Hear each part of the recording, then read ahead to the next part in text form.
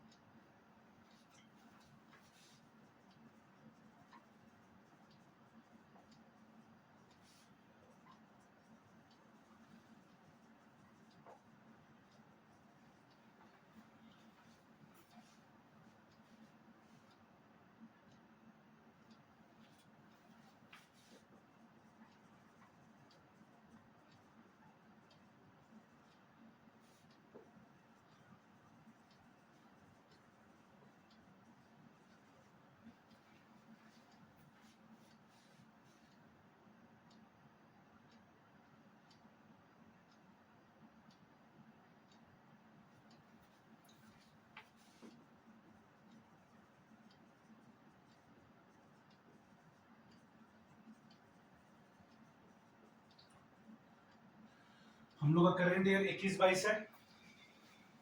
Notes to accounts के नीचे लिखा हुआ है कि प्रपोज डिविडेंड 31 मार्च 21 का 50,000 है, 31 मार्च 22 का 50,000 है। तो 20-21 का 50,000 है। अगर हम 20-21 का प्रपोज डिविडेंड का बात करें तो 50,000 है, और 21-22 का बात करें तो 70,000 है। और हम लोग का करंट ईयर भी 21-22 है, तो 21-22 का पेमेंट 22-23 में होगा। हम लोग अभी 21-22 में खड़े हैं, हम लोग किसका पेमेंट करेंगे? 20-21 का। हम लोग ये 50,000 का पेमेंट करेंगे। तो ये 50,000 को सेट असाइड किया जाएगा, पिछले साल वाला, जिसको इस साल पेमेंट किया जाएगा, और इस साल का जो है वो नेक्स्ट ईयर पेमेंट होगा।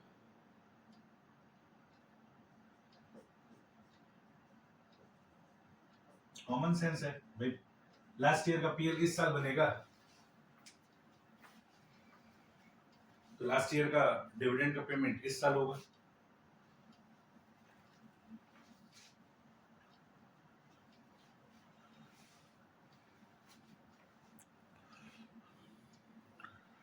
और इंटरेस्ट के केस में आपको सजेशन दिया गया कि क्लोजिंग बैलेंस पे पेमेंट करिए।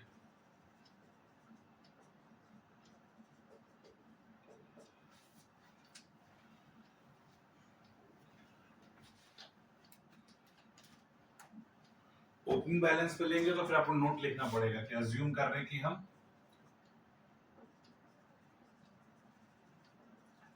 जैसे 1 लाख से 50,000 हो गया है ना।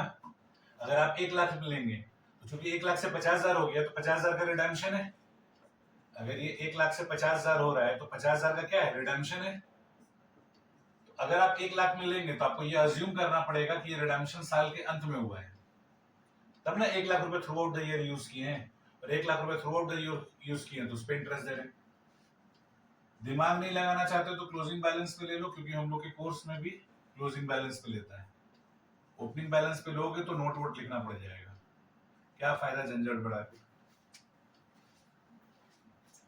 और रियल लाइफ में ये सब परेशानी होता नहीं है, क्योंकि वहां पर तो हमको सिचुएशन पता होता है।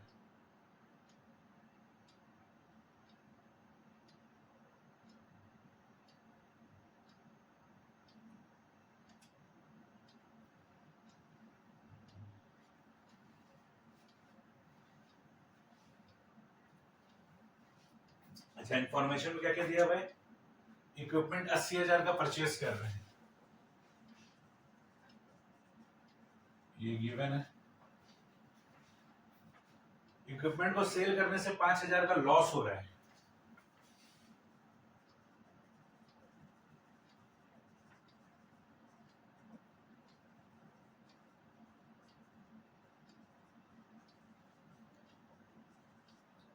यानी इस क्वेश्चन में हम लोगों का जो बैलेंसिंग फिगर आएगा वो सेल वैल्यू आएगा, क्योंकि वो तो दिया हुआ नहीं है। जो बैलेंसिंग फिगर आएगा वो सेल वैल्यू आएगा।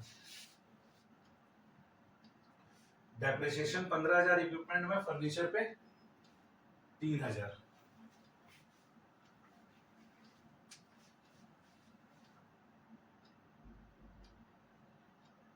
सॉरी 30,000।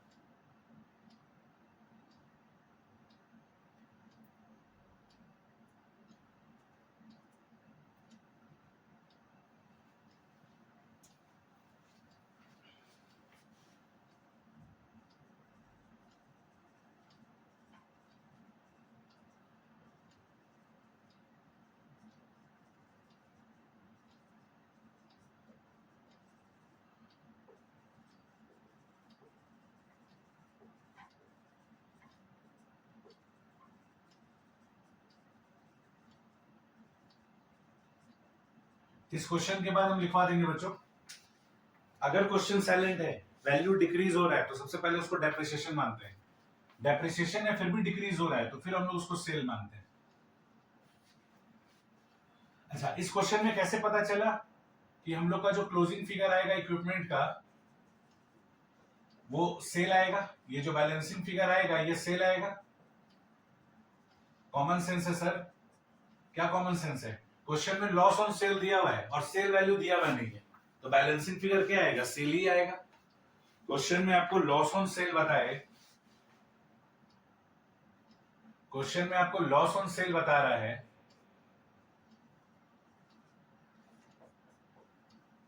और सेल वैल्यू ही नहीं बता रहा है, तो बैलेंसिंग फिगर कुछ और कैसे आ सकता है? तो बैलेंसिंग फिगर क्या आएगा? सेल वैल्यू आएगा। और फर्नीचर का देख ही दिया है 30,000 रुपए।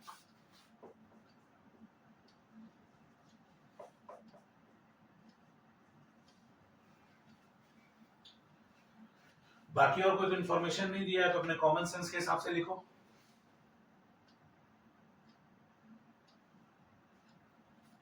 शेयर कैपिटल 5 लाख से 7 लाख हो गया तो 2 लाख का रेस किए हैं।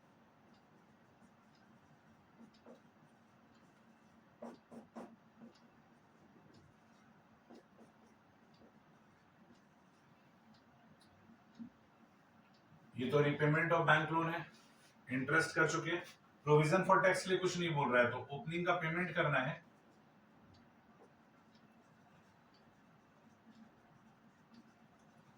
और closing statement of profit and loss में जाएगा।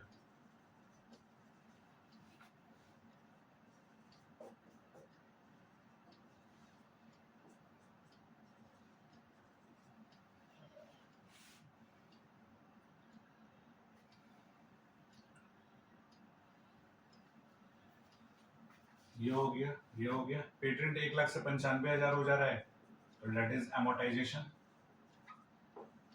टेंजिबल एसेट के लिए हम लोग बोलते हैं डेप्रिसिएशन, इनटेंजिबल एसेट के लिए हम लोग बोलते हैं अमोर्टाइजेशन।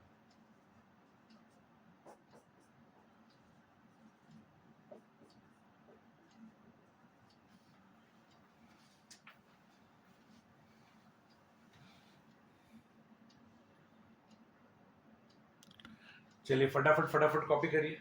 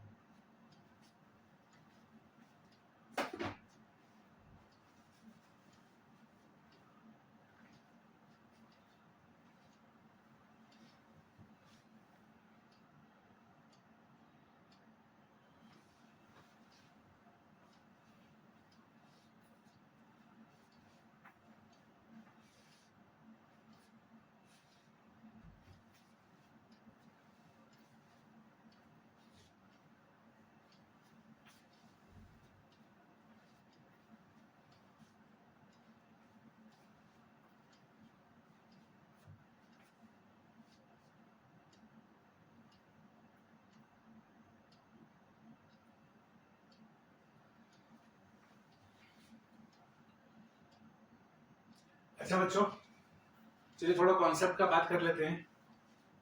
अभी तक हम आपको ये पढ़ाए थे कि statement of profit and loss credit side में जो आएगा उसको ऑपरेटिंग एक्टिविटी में हम लोग एड बैक करेंगे, और जो डेबिट साइड में आएगा उसको लेस करेंगे। अब इसका रीजन समझते हैं क्यों। देखो बच्चों, अगर statement of profit and loss credit side में आ रहा है, यानी एंट्री क्या पास हो रहा है, इस एग्जांपल में देखो एंट्री पास हो रहा है statement of profit and loss debit to interest on bank loan. अगर क्रेडिट साइड में statement of profit and loss अगर हम लिख रहे हैं लेजर में, यानी जनरल एंट्री क्या पास हो रहा है, statement of profit and loss debit to interest. अब statement of profit and loss debit होने का मतलब क्या है कि आपने प्रॉफिट को रिड्यूस कर दिया। अगर हमारा पीएल डेबिट होता है तो इसका मतलब हमारा प्रॉफिट रिड्यूस हो गया, और पीएल क्रेडिट होता है यानी प्रॉफिट इंक्रीज हो गया। तो अगर हम क्रेडिट साइड में by statement of profit and loss लिखते हैं तो मेरा पीएल क्या हो जाता है, प्रॉफिट रिड्यूस हो जाता है। अच्छा, ऑपरेटिंग एक्टिविटी में मेरा टारगेट क्या होता है, operating profit before working capital changes निकालने के लिए, और ये मेरा नॉन ऑपरेटिंग है। ये मेरा क्या है, नॉन ऑपरेटिंग। जब हम इंटरेस्ट को एड बैक करते हैं तो किस हेड में एड बैक करते हैं, non cash and non operating expenses to be added.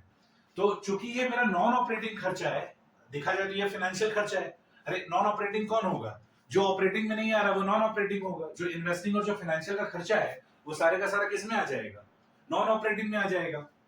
तो हम लोग का कैश फ्लो स्टेटमेंट में ऑपरेटिंग एक्टिविटी में मेरा टारगेट होता है ऑपरेटिंग प्रॉफिट निकालना। तो हम लोग क्या करते हैं, हमारे जो प्रॉफिट होता है उसमें हर तरह का खर्चा माइनस किया हुआ रहता है, whether operating whether non operating.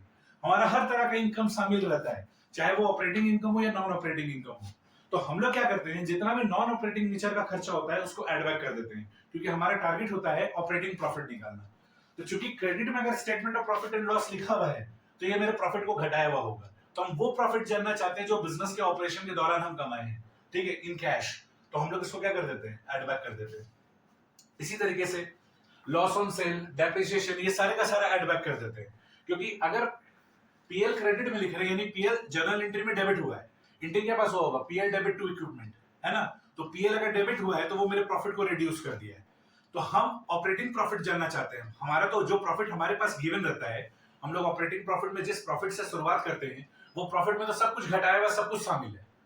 हम लोग जो ऑपरेटिंग एक्टिविटी में पहला लाइन क्या लिखते हैं, difference between closing balance and opening balance of surplus, that is balance in statement of profit and loss, और क्लोजिंग माइनस ओपनिंग लिखते हैं। तो वो प्रॉफिट कौन सा रहता है, उसमें हर तरह का इनकम शामिल है और हर तरह का खर्चा माइनस किया हुआ है।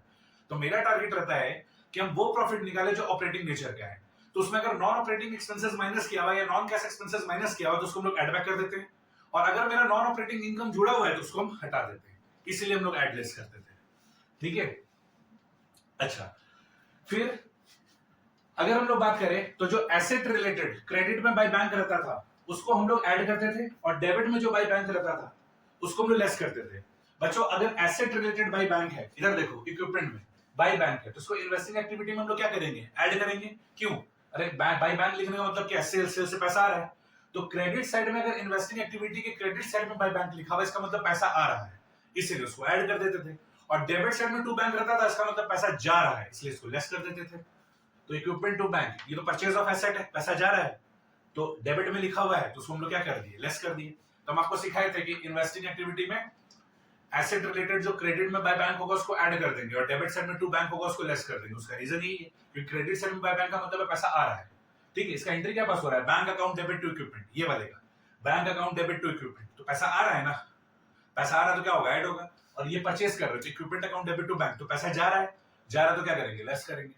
उसी तरीके से फाइनेंसिंग एक्टिविटी में भी आपको यही सिखाया गया था कि क्रेडिट साइड में बाय बैंक रहेगा तो ऐड करेंगे। क्यों, क्योंकि एंट्री पास हो रहा है बैंक टू शेयर कैपिटल, तो पैसा आ रहा है। और अगर डेबिट में टू बैंक लिख रहे हो इसका मतलब पैसा जा रहा है, 18% bank loan account debit to bank, यानी आप पेमेंट कर रहे हो, पैसा जा रहा है। तो क्रेडिट साइड में जो बाय बैंक लिख रहे हैं फाइनेंसिंग एक्टिविटी में उसको ऐड कर दे रहे हैं, डेबिट साइड में टू बैंक जो लिख रहे हैं उसको लेस कर दे रहे हैं, क्योंकि क्रेडिट साइड बाय बैंक का मतलब है कि पैसा आ रहा है, डेबिट साइड में टू बैंक का मतलब है कि पैसा जा रहा है। एंट्री के पास हुआ बैंक लोन टू बैंक, तो बैंक क्रेडिट हो गया तो पैसा जा रहा है, जनरल एंट्री। तो यही लॉजिक था बच्चों।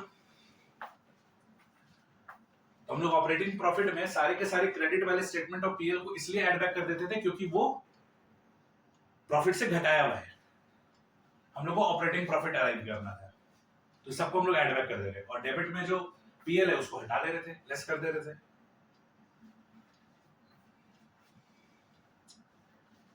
चलिए, आई होप आप लोगों ने फॉर्मेट ले लिया है, ये लेजर वर्क कंप्लीट हो गया आप लोगों का।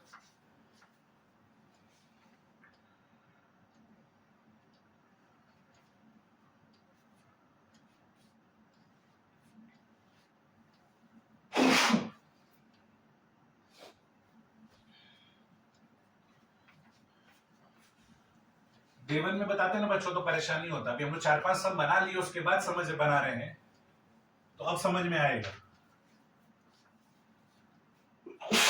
उनको अच्छे से समझ में आ रहा होगा जो मेरे सारे इंस्ट्रक्शन को फॉलो करते हुए अच्छे से मगअप किए होंगे, और जो पार कर रहे होंगे उनको बिल्कुल समझ में नहीं आ रहा होगा।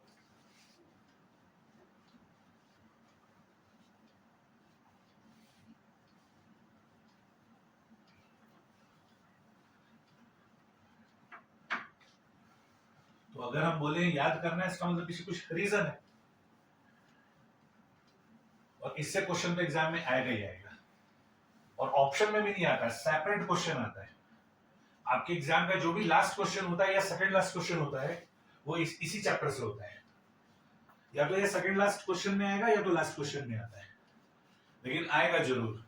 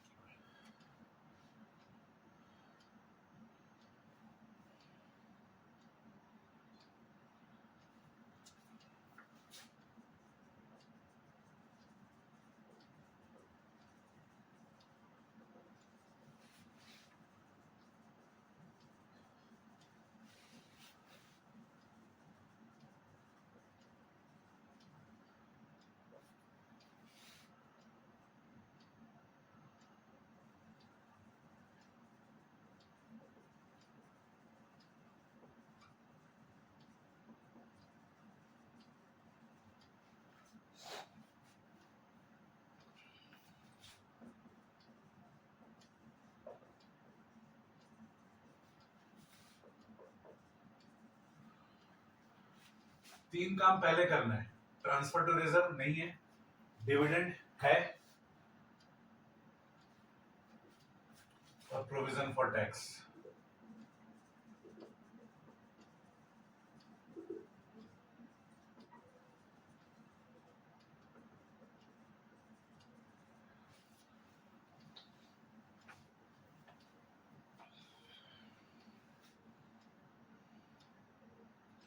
प्रोविजन फॉर टैक्स 50,000 है, डिविडेंड भी 50,000 है।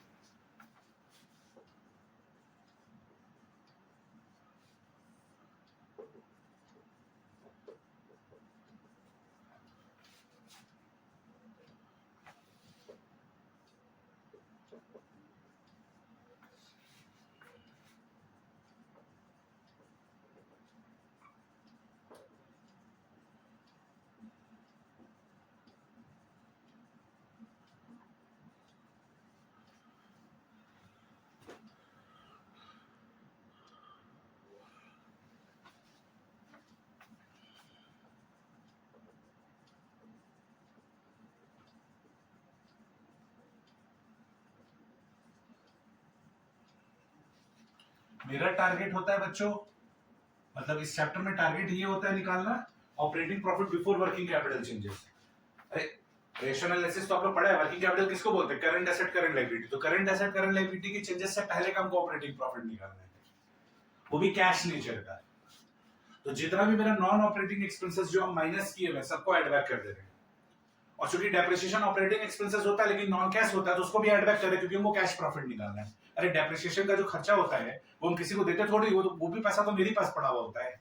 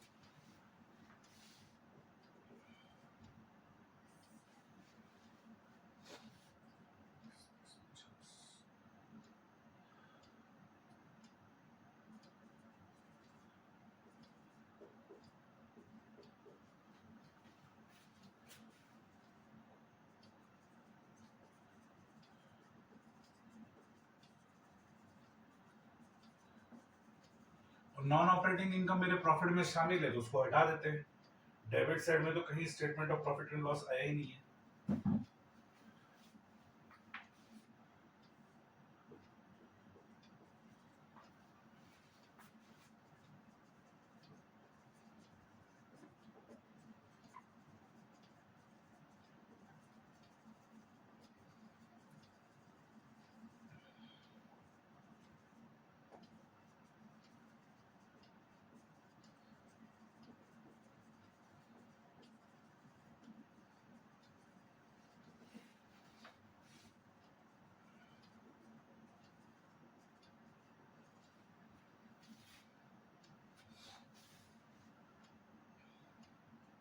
Decrease in current asset, inventory बढ़ रहा है, ट्रेड रिसीवेबल बढ़ रहा है, और increase in current liability, current liability घट रहा है, अदर करंट लायबिलिटी बढ़ रहा है। अदर करंट लायबिलिटी का नाम दिया है क्वेश्चन में, इनकम रिसीव्ड इन एडवांस।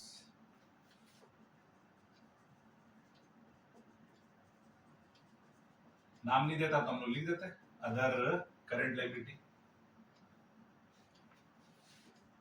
बड़ा फिगर माइनस छोटा फिगर।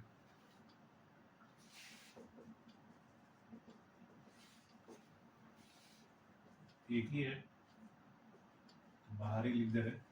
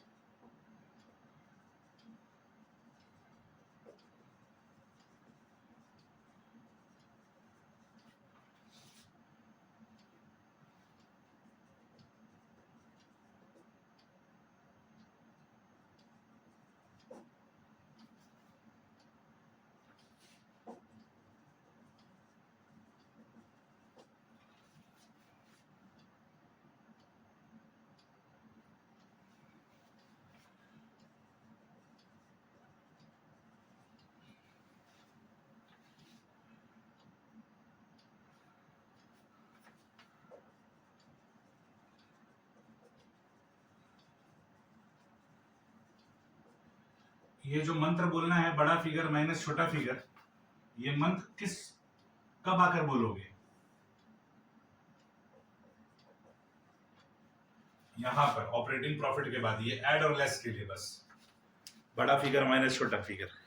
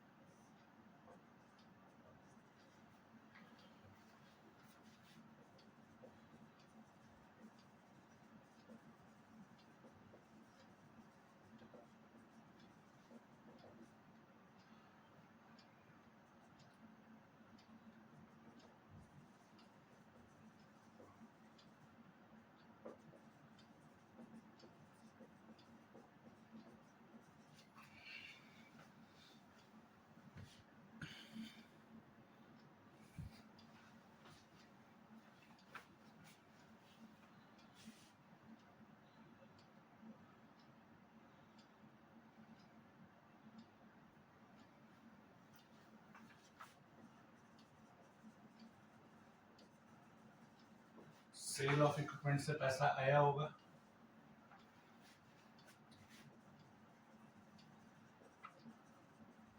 और परचेज ऑफ इक्विपमेंट से पैसा गया होगा।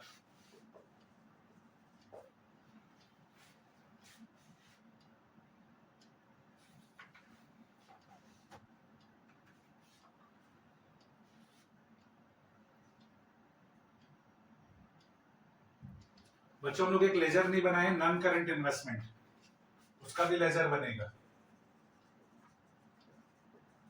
नॉन करंट इन्वेस्टमेंट का हम लोग लेजर नहीं बनाए हैं। 0 से 1 लाख हो गया, यानी 1 लाख रुपए आया है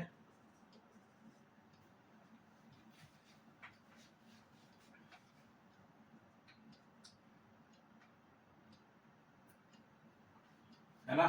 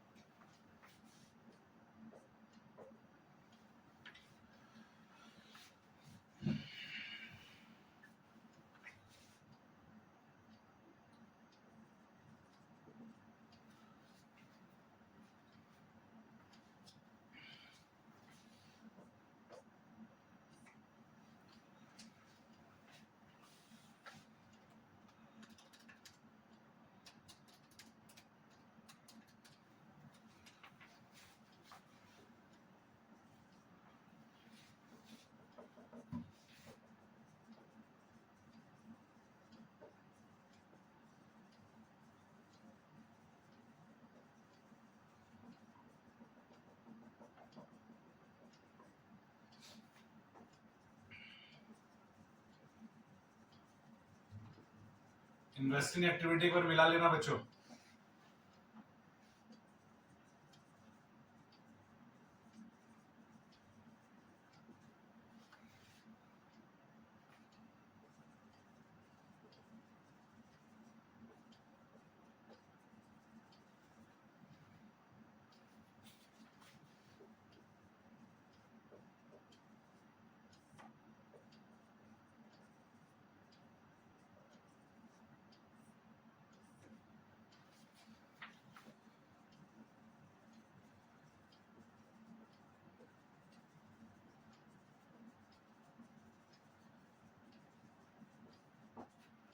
रिकंसाइल करके दिखा दो।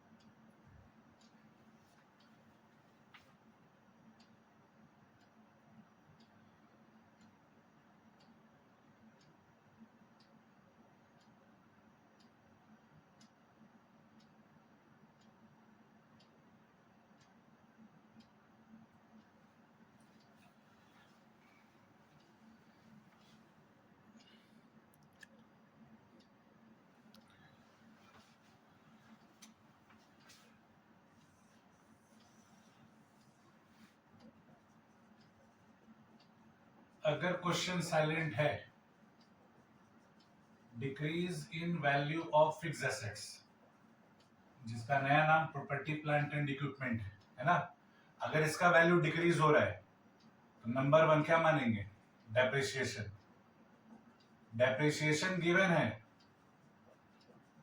देन सेल क्रेडिट साइड में, ठीक है। और डेप्रिसिएशन एंड सेल गिवन, उसके बावजूद आ रहा है, पुराने जमाने के क्वेश्चन में रहता था, तो मानेंगे कि statement of PL, obsolete return of, ठीक है, एट क्रेडिट साइड। और इंक्रीज हो रहा है बट ऑफ से परचेज। तो अगर फिक्स एसेट्स का वैल्यू डिक्रीज हो रहा है तो क्वेश्चन साइलेंट है तो डेप्रिसिएशन मानेंगे, डेप्रिसिएशन दिया हुआ है तो भी डिक्रीज हो रहा है तो सेल मानेंगे, डेप्रिसिएशन भी क्रेडिट साइड में दिया हुआ है, सेल भी क्रेडिट साइड में दिया हुआ है, तब भी बैलेंसिंग फिगर आ रहा है, तो हम लोग मानेंगे कि कुछ एसेट को हम लोग राइट ऑफ कर दिए। ये वाला जैसे कॉपी कर लोगे उसके नीचे वाला बात लिखोगे।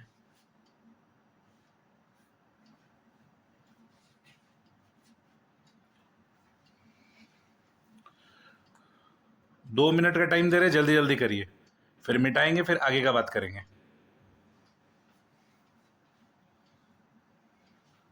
और जिनका हो जाए, हम आपको लास्ट क्लास में नोट्स का पेज नंबर 1 से 7 रीड करने के लिए बोले थे, जिनका हो जाए वो नोट्स का पेज नंबर 2 निकालेंगे।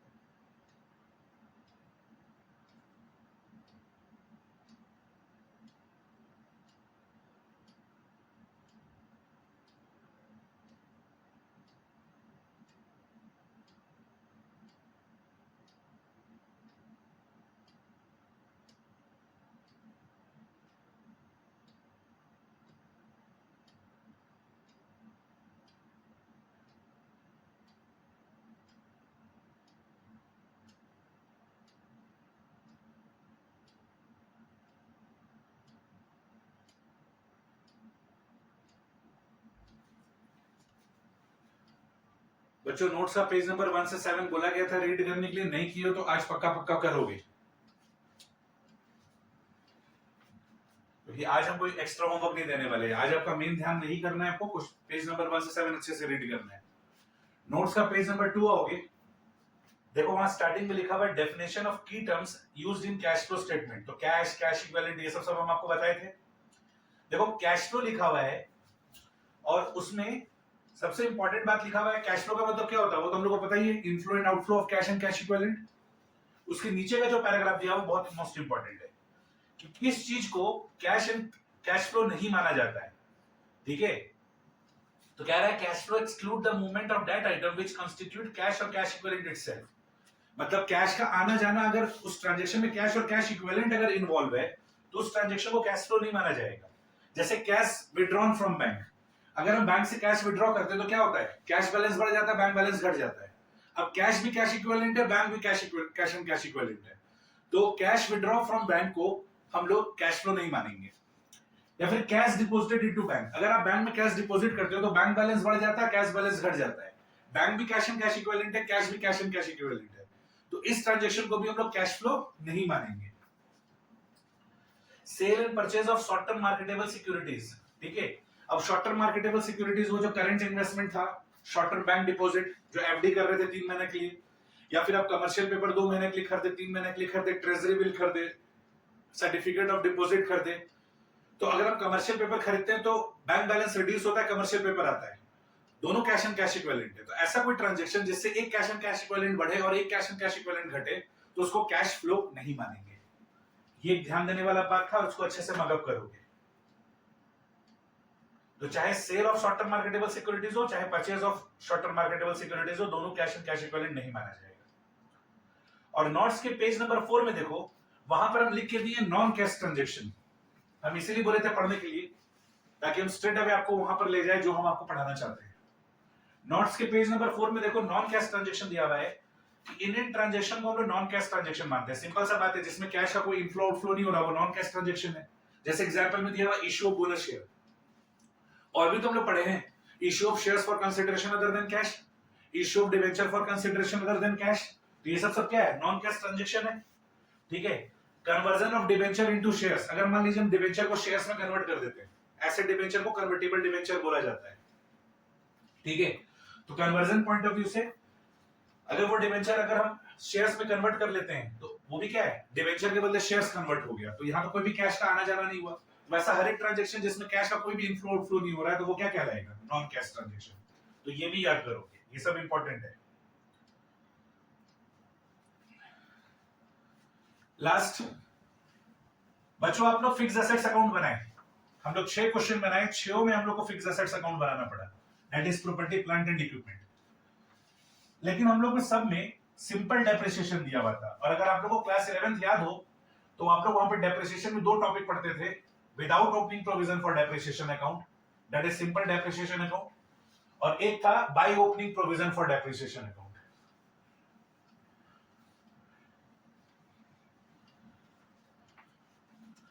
कॉपी के फ्रेश पेज में लिखोगे प्रिपरेशन ऑफ फिक्स्ड एसेट्स, जिसका नया नाम प्रॉपर्टी प्लांट एंड इक्विपमेंट है, विथ प्रोविजन फॉर डेप्रिसिएशन।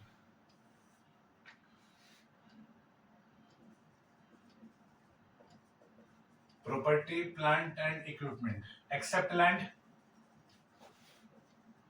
कौन सा लैंड, फ्री होल्ड लैंड।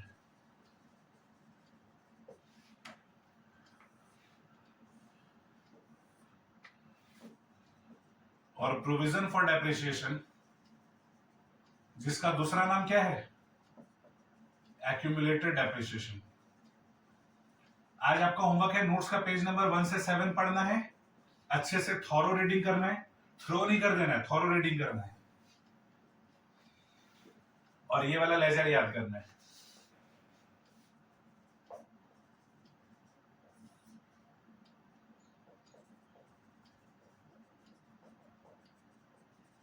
और जो भी कंफ्यूजन होगा शाम को 6 बजे के बाद कॉल करके पूछना है। चलिए, हम लोग फिक्स एसेट्स खरीदेंगे तो क्या एंट्री पास होगा, again to bank account,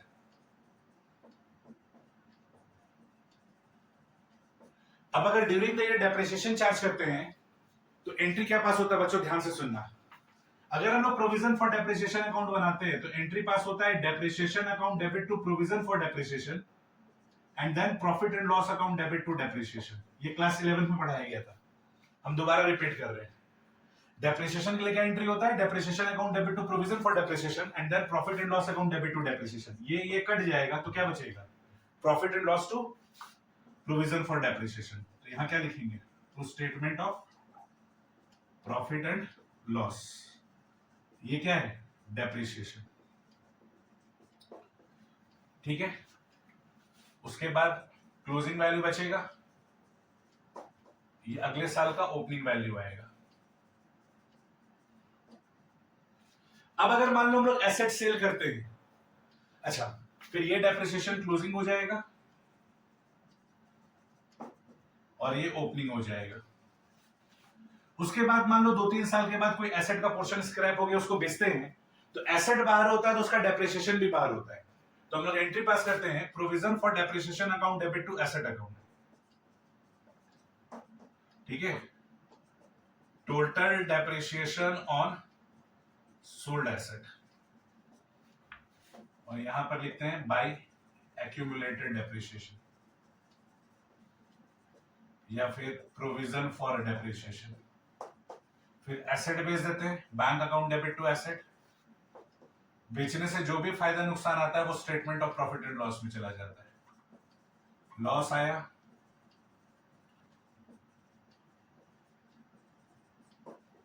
profit आया,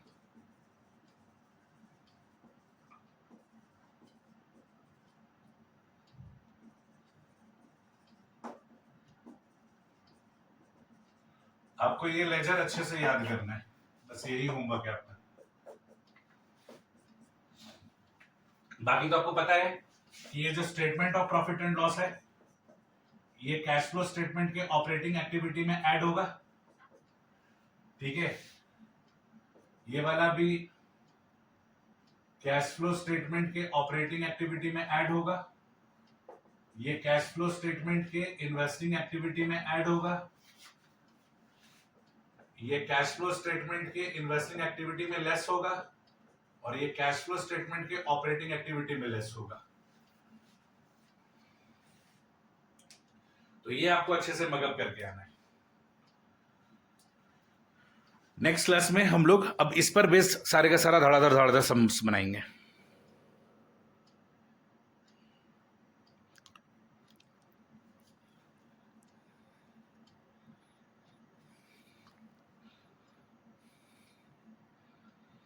तो नोट्स का पेज नंबर 1 से 7 रीड करना है और ये वाला लेजर याद करना है।